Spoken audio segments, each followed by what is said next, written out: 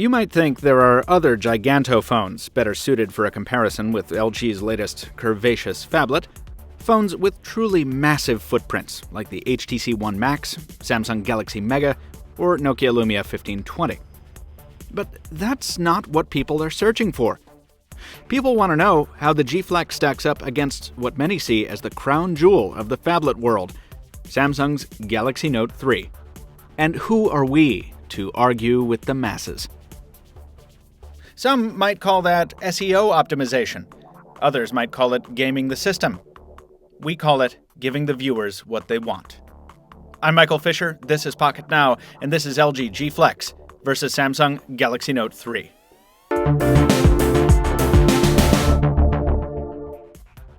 They're not Apple products, but each of these big devices is thinking different in its own way. We'll get to the obvious thing in a minute, but first, let's talk materials.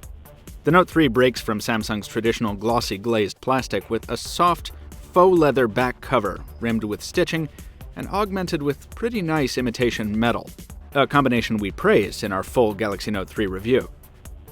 By contrast, the G Flex sticks to a shiny, very slippery plastic that holds onto dust with a mysterious static-like force.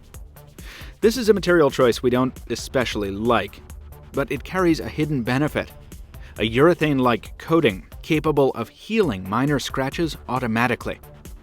This is a first-of-its-kind innovation in mobile, and for more detail, check out our G Flex self-healing video here on our channel page, and then subscribe to Pocket Now, where we tube, tweet, and text so you don't miss future videos. Enough dancing around, let's get to the real hardware difference here. Where the Note 3 lies as flat on a table as nearly any other modern smartphone, the G Flex doesn't. That's thanks to the 700mm radius curve LG built into the hardware, a curve that sweeps from top to bottom and makes the act of using the phone quite distinctive, from talking to texting to pocketing.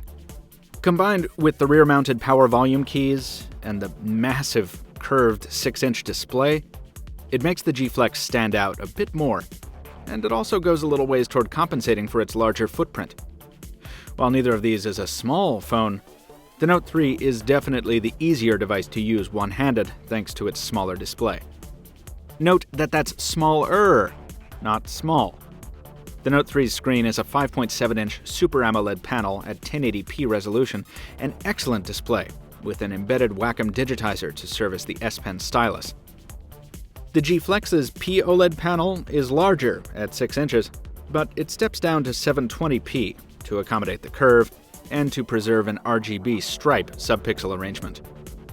That's a hefty drop in pixels per inch, and the whites aren't nearly as clean on the LG device. Now, will ordinary folks notice the G Flex handicap without putting these phones side by side? Probably not. It's a lovely display, standing alone, and its curved construction makes video and gaming a bit more immersive than the Note's flat panel. But in raw specs, if you care, the Flex's screen is definitely the loser in this comparison. Elsewhere in specs, the devices are more evenly matched. They pack the same Snapdragon 800 chipset with the same GPU and the same 32 gigs of storage, or 64 on the Note 3, if you're a baller. Battery capacity is similar as well.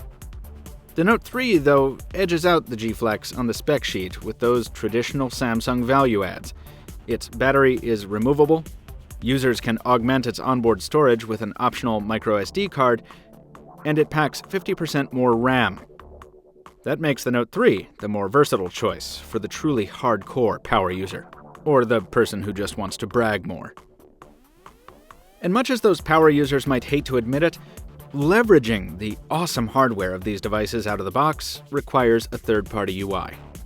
Stock Android may be cleaner and more responsive than any manufacturer skin out there, but these custom UIs allow for some pretty neat tricks. On the Note 3, the more useful of those add-ons revolve around multitasking. Samsung's Galaxy line has always offered the best side-by-side app experience on mobile, letting you use the big display for more than one task at once. Thankfully, LG isn't ignorant to the added utility of this feature, and the company included similar functionality in the G Flex. It's not quite as mature as Samsung's offering, meaning it doesn't support as many apps, but it works well with the titles it does support. And in concert with LG's additional, albeit less useful, multitasking paradigms, it allows the G Flex to keep pace with the Note 3, the traditional victor in this department. For sheer versatility, though, the Note 3 has an ace up its sleeve, or more properly, a stylus up its silo. The S Pen isn't for everyone, but even if you're not a memo maker or a doodle drawer, the stylus is handy, even just as a more comfortable input method. It's not just a throwaway added for kicks, but a well-thought-out addition that makes using the Note 3 a distinct and pleasurable experience. Overall, if you can get used to one of these interfaces, you can get used to the other. Sure, there are minor advantages in each corner, responsiveness and customizability on the Flex, and sheer feature count on the Note 3. But really, Samsung and LG have crafted very similar platforms here, and each serves its respective device well. Each of these phones has been through Pocket Now's full review battery, so we've been able to draw some conclusions using each on AT&T's network over the course of weeks, in the case of the Flex, and months, in the Note 3's case.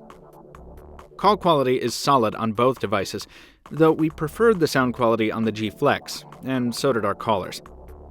The Flex also boasts the louder, bassier external speaker, as this clip from the Pocket Now Daily demonstrates. Now raise your hands, all of you fans of the Pocket Now Weekly podcast. I know a ton of you love Michael Fisher's show every single week. We've got the daily for news, but then the weekly goes in more extensively to the hottest news of the week. We've got great guests coming in every single week, so make sure you follow links in the description to follow more of the Pocket Now Weekly. And you won't be left wanting for bonuses in terms of the cameras on these phones.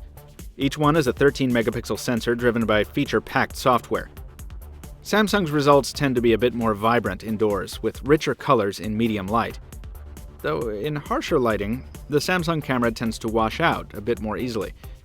It's also tough to get a stable shot on each in a moving situation. Both phones are big, and neither features optical stabilization. In very dark settings, the Flex injected more light into the scene, but at the expense of LG's characteristic purple noise. While the Note 3 didn't get quite as bright, it produced more realistic colors.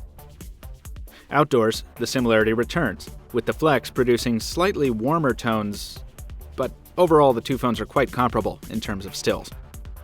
In video, as long as you're shooting in 1080p and not the Note 3's 4K recording mode, similarities persist. You don't want to use either of these while you're walking around, as the image jumps quite a bit even at normal walking pace, but the results are pretty similar indoors. Here it is. Oh man.